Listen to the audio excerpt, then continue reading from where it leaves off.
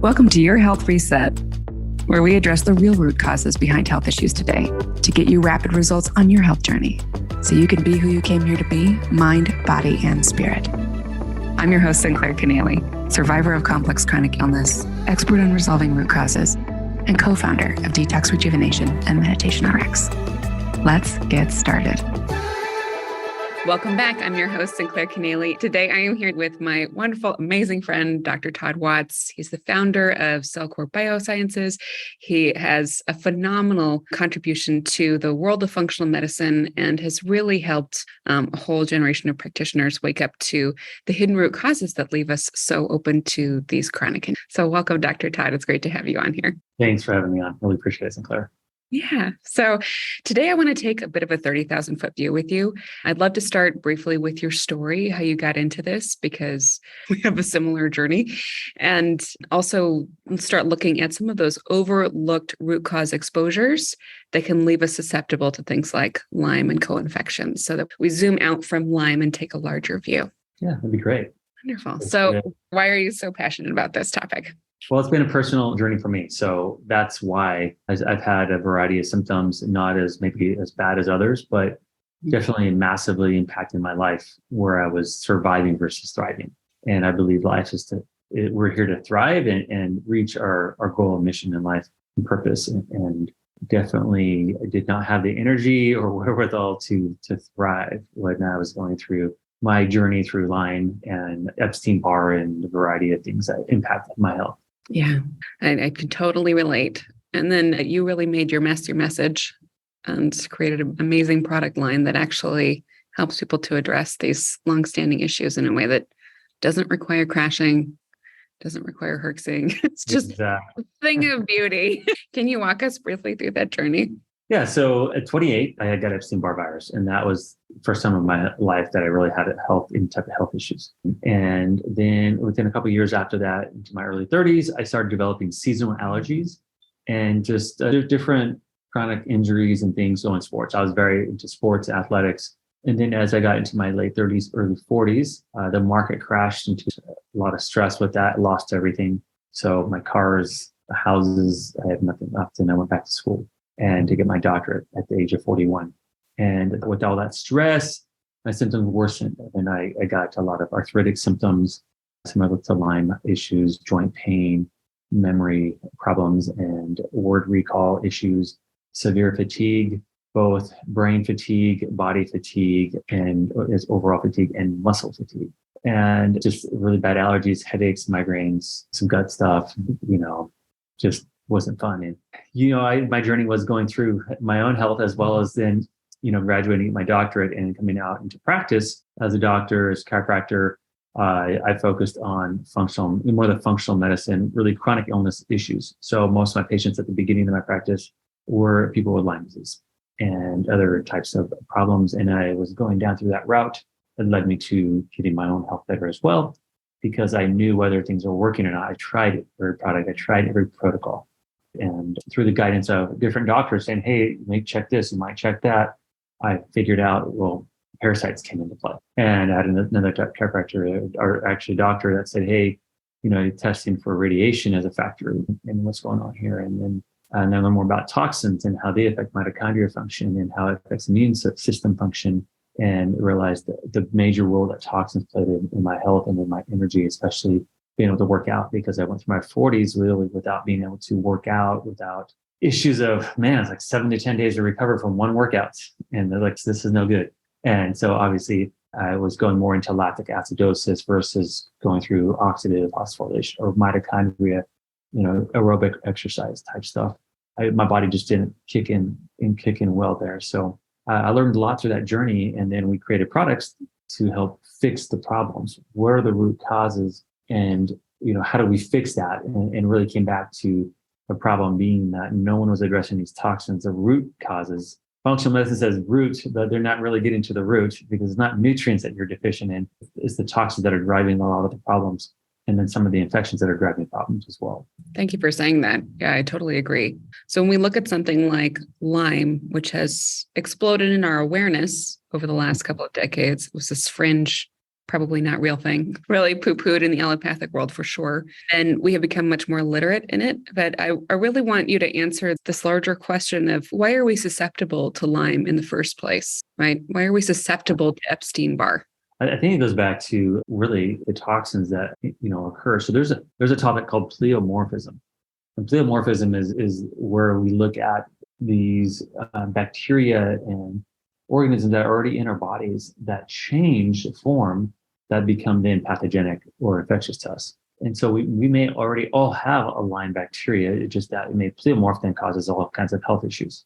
Just like H. pylori, we all have H. pylori, right? But when it converts and pleomorphs into a form, then it can cause damage and ulcers and things. We all have E. coli, well, we all have candida, but with toxin exposure, it can cause these things to proliferate and get out of control. And then those toxins themselves, the byproducts of those organisms then cause problems that are beyond what our bodies can keep up with a lot of times. So when you look at that big picture, what's happening here? Well, it could be the fact that these toxins are causing these pleomorphism organisms, or it could also be that the toxins are mitochondrial function and ATP production. ATP production is that it's like the fuel of the body. It fuels organic reactions, helps your body repair and digest and all kinds of things. Outside the cell, it's used as a signaling molecule to tell your immune system there's stuff here. If the mitochondria is dysfunctioning, then your immune system is going to dysfunction. And so there's that big role that it plays. So if you look at, hey, I got the flu or I got a cold, you're really tired and exhausted because now your ATP is being used to actually signal the immune system to then go after all the stuff that's happening versus using it for energetic things, to create energy and do all the things you need to do. Telling your body, you got to slow down. Let's go after the infection. Let's fight it. So when I used to see a lot of, patients in the clinic or clients would come see me, what would happen is I would get a list of their labs, a big old stack. And it's like, what don't they have? Lyme, all the co-infections, Epstein-Barr, HHV6, cytomegalovirus. I mean, they were positive on everything. So it just dawned and it occurred to me that maybe there's a bigger issue here. And it's not the fact that they have an infection, but they have an immune system imbalance, which then goes and helps me understand what causes those immune system imbalance, right? And that's where you get into the subject of parasite infections, into molds or mycotoxin illness. And you dive into radioactive elements that you consume that create a lot of dysfunction and stress, oxidative stress within the mitochondria. So there's a variety of things that can occur with that, as well as toxicity, toxicants. Yeah, it's really well said. So could you dive into addressing one area of toxicity that I think is still really poorly understood? You have already mentioned it, that radiation exposure. How will we know if we've been exposed? What are those sources? What is it? How does it show up in the body? So radioactive elements, when you do a heavy metals test, it's interesting because a lot of times I did them for people in Washington and California were the worst. You see cesium and uranium in their heavy metals test. Most people don't test very much on their heavy metals test in general. Like there's not very much with radioactive elements. But the thing is that what I've learned is they're not testing for, you can't get a test for most of the radioactive elements, especially radium. It's not on any heavy metal test you can run. So the Environmental Working Group did a study and pulled stats from the EPA, and it showed that in the municipality water, they didn't test people with well water, but municipality water, 177 million people were exposed to higher amounts of radium in their water, drinking water. So this is where we learned a lot about this through different patients. I'm like, man, I can't get rid of their candida or fungus in their body. What's going on? And we researched and found that, hey, it was radioactive elements on some of the scans they were doing. So then I researched into what could that be? Well, there's a thing in Wisconsin called the radium belt. So it's like literally, it's a huge amount of radium in Wisconsin where they have huge amounts of Lyme. And it's over there, you can see in Wisconsin, Illinois, and some of the Midwest area. But 80% of Texas has high, it's not high, it's like you take high amounts, but it has higher than a lot of the amounts that we EPA right now. So literally half the United States is exposed to high amounts of radium. So it's low level, nothing to panic about. But over time, it can create a lot of oxidative stress to your cells and to your mitochondria, which then breaks things down. Now, an acute exposure to radioactive material, as people can see in Chernobyl, Fukushima, can cause a lot of massive health issues immediately. But slow little drips can, over time, 30 years, 20 years can cause problems too. So then it's taking the right binders and neutralizing that radioactive material in the body. So we've built products that do this type of approach. Yeah, thank goodness. Yeah. So we mentioned a few of those signs and signals that you might need to look into radioactive elements for yourself. We talked about fungal overgrowth, mitochondrial issues. I don't know if we mentioned bone density yet. What am I missing? So bone density. So you always talk about, the calcium. Radium is a bone seeker. These places the calcium in your bones. So if somebody has osteoporosis, that might be a sign you have more radium. And then the other thing is looking at just the fatigue issues. Your ability to recover is a big problem with that as well. Acute exposures, you see lots of cancer that can go with acute exposures of it. I don't know about the long-term aspect of correlating that, but who knows? It could be a problem. And then you could also look signs and symptoms of radioactive exposure and see what those could be. Low-term chronic exposure is just going to be suppressing the immune system, suppressing your white blood cells from maturing to the way they need to fight the infections that you need to fight. I think there's a correlation between certain parasites being able to proliferate in the body and the higher radium or radioactive materials in the body because of the fact that it's suppressing immune function to kill the parasite. That's such a great point. And when you look at immune system dysfunction, it makes sense why something like Lyme and co-infections would be allowed to proliferate as opportunists. You mentioned parasites, though, and I know this is one of your favorite topics, and it's one of mine, too. Can you help give an overview for folks about why are parasites such a large issue, like a part of the picture for people who are dealing with chronic conditions like Lyme and co-infections? So we all have parasites, right? My famous saying, Dr. Watts, is if you have a pulse, you have a parasite. Everybody has them. They're either in your water, they're in your food, they're in your soil, they're in swimming water, you're giving them to you. Other people can. It's just modern world. Now, it's not as bad as a lot of third world countries where it's in the water supply like crazy. So in the food supply. But we're definitely cleaner than, say, Africa or South America or parts of Asia. But at the same time, we still get them all. And that's what happens with these parasites is they create an immune imbalance, meaning that the immune system is composed of multiple phases, but there's two main general parts: T helper 1 cells and T helper 2 cells. So Th1, Th2, dominance or suppressed. So parasites, when they're elevated in the body, the immune system, the Th2 elevates to deal with them. So they release different cytokines, things that help. And one is interleukin 4, 5, 13, and then IgE. So IgE means that you start to get more allergies, seasonal allergies, food allergies, just reactions towards different things easily. Interleukin 4 binds onto these macrophages, which is over the Th1 side, that helps to fight Lyme disease, like bacteria and viruses, and that part of it. So when the interleukin 4 comes over, it activates the viruses and suppresses Th1, then those other infections just can have a heyday because there's nobody keeping them in balance. This was an issue that I found out through my own experience because as I cleared parasites from my body, well, my seasonal allergies went away, my headaches went away, the rashes went away, some of my joint pain went away.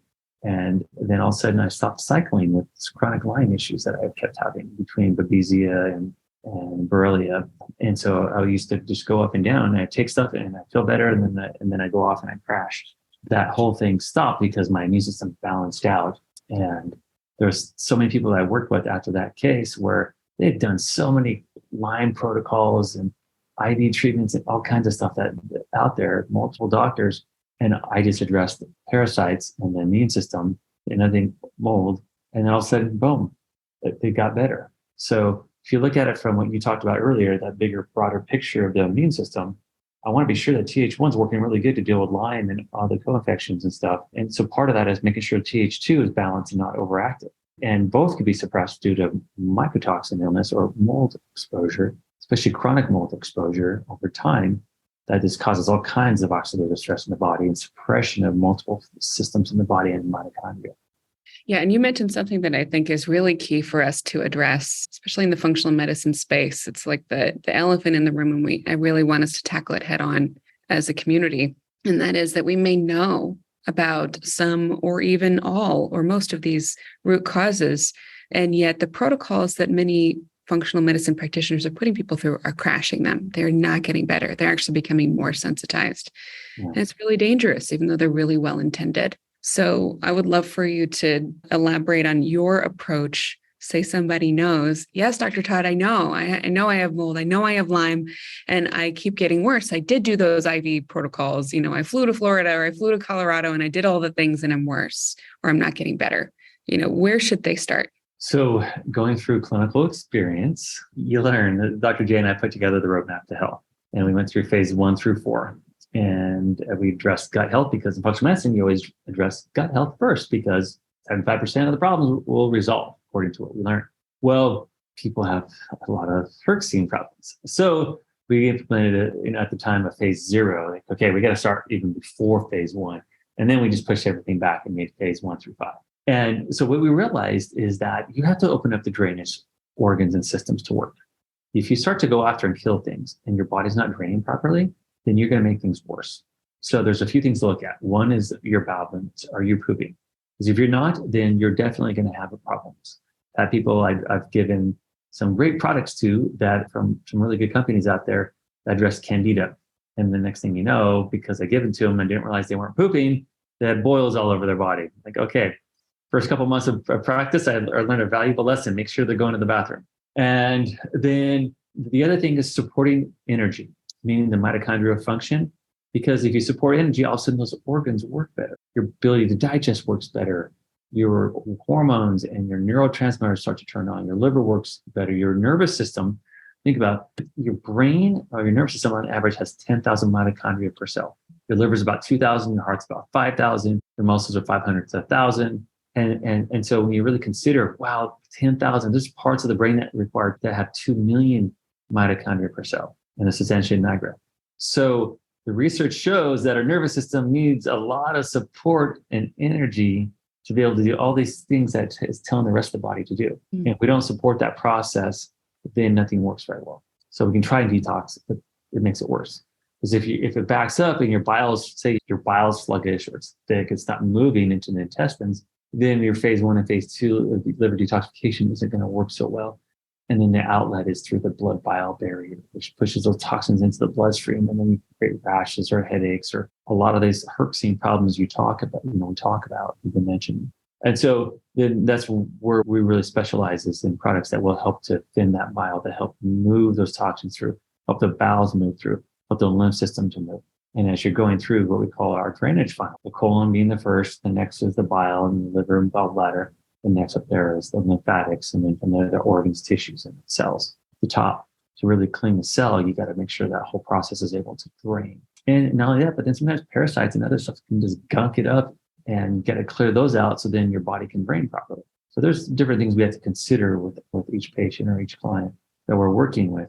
And when we started doing that, oh my goodness, so much better results compared to like, hey, all right, let's kill Lyme or let's kill parasites. And they're swelling, they're getting headaches, they're feeling horrible. Now that minimizes it dramatically. And then there's the binders that help to mop up the toxins so they're not reacting. It's so well said. I still remember seeing my first parasite. I came up to the German bioregulatory medical community and, they were trying to tell me, it's like, oh, I definitely don't have those. No, that's not me. And I had put myself on this retrovirus protocol and I started getting these giant worms out in the toilet. I was like, well, that should not be happening.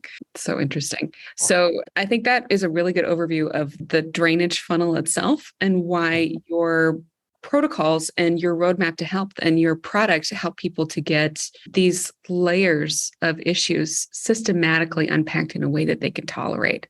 I know I'm still going to get the question though, but Dr. Todd, if I know I have mold and I have Lyme and I have heavy metals and I have parasites, which one should I go after first? Should I do all of them? I should go after the Lyme first, right? I should go after So what would your No, not the Lyme. No. So that's where we set it. In phase 1, it supports all the processes to bind the mycotoxins and to reduce those numbers down dramatically. It also supports the mitochondrial function, where it's all the oxidative stress that's been created. It helps to turn on the pathways that have been turned off, like the NRF2 pathway.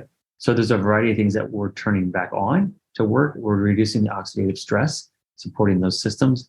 And then we're also helping to bind the toxins that are created by the mold and any other toxins that are also part of that process that suppresses function.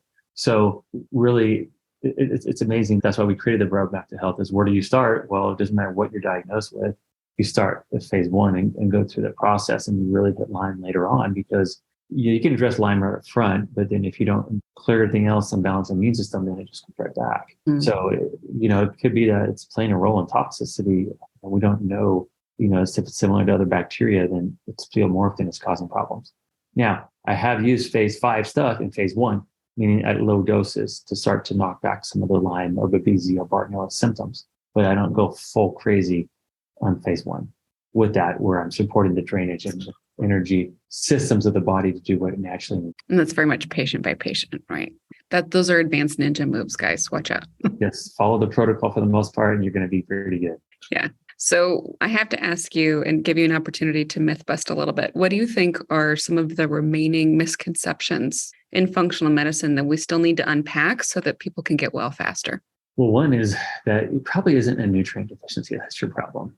Because it's interesting. I just had somebody I saw, and she's diagnosed with ALS. So she has this whole bag of great nutrients. It's like, what the hell? The issue is, you think that's going to make any difference on the reason why she has ALS? No, not at all. You have to go after, severely go after toxins and infections here, or something that's going to make an impact. Giving a vitamin D and a vitamin C and zinc and all these other B vitamins and functional medicine nutrients is not the problem here. You guys got to go to foundational medicine. Meaning that, okay, what's the root cause of the problem here?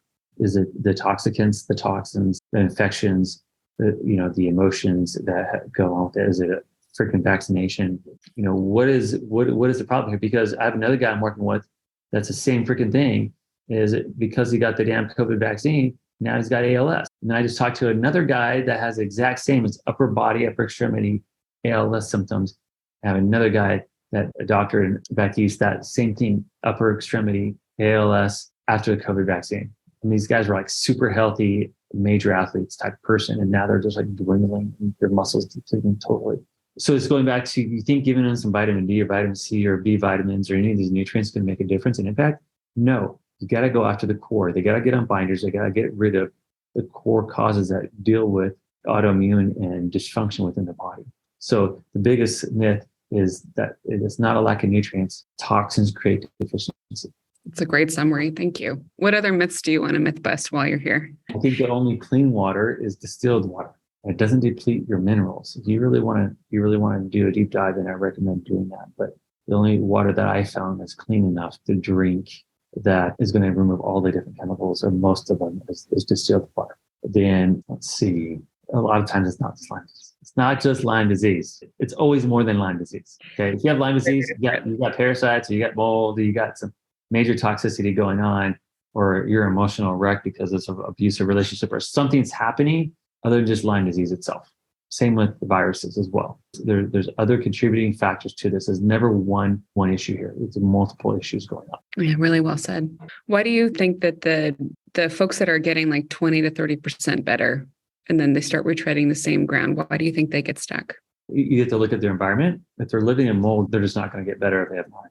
They have to be out of the environment. So you can't continue living in a thing that's polluting you. Same thing with drinking the water. If you're drinking the radioactive water, or you're drinking water with chemicals in it, which is a lot of municipality water, and you're not filtering it through something like distilled water, which is better than RO. RO is an improvement. It's not perfect, but distilled water is a much better option, in my opinion. Then supplement with plant-derived minerals, not inorganic rock that you go grind in. Oh, that's not going to work. No, so people are like, well, all the minerals in my water. Like, do you see what those minerals do to my windows in my car? They just, why do you think your body can use those? Yeah, those are inorganic based that aren't necessarily bioavailable to the body. Your best minerals come from actually plant food. So if you really want to get some good minerals, then consider fruits and vegetables. Yeah. And then, when it comes to, getting good health, making sure you're in a good place spiritually, emotionally, and physically, meaning that part of the journey to get healthier may be exercising, even if you don't want to exercise, even if it's just walking a little bit, doing some bicep curls or whatever, just because that creates hormones, and it actually helps the immune system to heal faster by using some exercise. Movement is life. So as you get older, and so I tell my parents, I always tell my mom before she passed away, you got to move. Movement is life. You stop moving, you die. So we're really sharks. That's what you're saying. So I also want to give a shout out to the practitioners who are listening, because I know there's a lot of them that are here to, glean the next gem, or who are seriously looking at rethinking their practice because they're tired of crashing people. Where would you suggest they start? Well, I think Cellcore has a lot of great training, you guys. We can help you as practitioners. You can get an account. And then we have phenomenal training on the back end of our practitioner website. And we have conferences that you can come learn, that we have phenomenal people such as Sinclair that present. And we had some really good ones this last time around. Dr. Ryan Coles, a medical doctor, pathologist, PhD, Jack Wolfson, a cardiologist, another internal medicine doc, Dr. Mark Sue, Dr. Philip Red. So we had a variety of osteopathic doctors and MDs, and just a whole list of different types of practitioners that come and teach and give clinical pearls in conjunction with how Cellcore is taught on. So yeah, it's a great place to start. It's a great place to start it. And, the more you learn, the more open-minded you are, the better it's going to be, because I think you can glean, information from it more. Yeah, it's really well said. So anything you'd like to end with for those folks that know more than their practitioners and they're having to be the CEOs of their own health journey? They do have to be the CEOs of their own health journey. I've seen that with a lot of people. So with that is be patient with yourself. One, reach out to Sinclair here. She can help the program or use the Cellcore products and the protocols that will really help you with your journey and your health. Continue learning. Dr. Jay Davidson and myself put a lot of good information out there to help people to learn.